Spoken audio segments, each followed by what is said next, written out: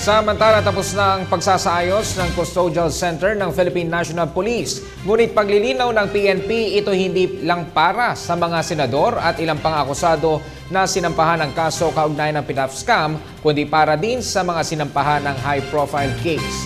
Si Alvin Baltasar sa detalye.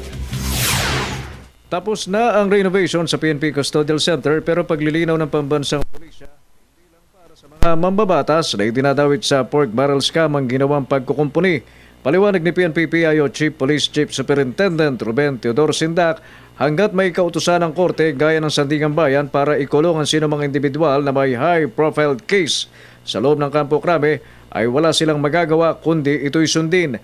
At ayon pa kay Sindak, kani-kaniyang selda ang sino mang ipapasok sa detention center sa Crame na may sariling comfort room, laboratory, isang single bed pero tumangging sabihin kung gaano kalaki ang kwarto na ay hindi naman air-conditioned. As of now, the PNP is ready to accommodate the detainees, high-profile detainees who may be involved in these recent cases that the Sandigan Bayan will commit to us. Typical yung may rehas, 'di ba? Supposed to be, alam ko, ang pagkaintindi ko, 'di ba? Bed, rehas, a little parang laboratory doon, 'di ba? 'Yun. Muling paniniguro ng PNP, walang VIP treatment silang ibibigay sa sino mang ipag-uutos ng Sandigan Bayan na makulong sa kanilang kustodiya. Lahat niya ang ipinapasok sa PNP Custodial Center, pantay-pantay ang ginagawang pagtrato at tandaan niya nilang ipakita sa media ang itsura ng kanilang pasilidad kulungan sa Miyerkules kung maaaprubahan. Walang ganon. Ideally,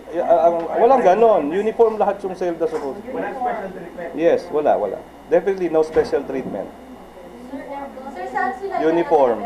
No air conditioning. Isang source naman ang personal na nagsagawa ng pag-iinspeksyon nitong nakaraang Sabado si DILG Secretary Maroas sa Custodial Center ng Philippine National Police. Pasado alas 8 ng umaga umano ay sinagawa ng kalihimang inspeksyon matapos na pangunahan nito ang physical exercise ng mga pulis sa Campo Crame. Para sa Telebisyon ng Bayan, Alvin Baltasar.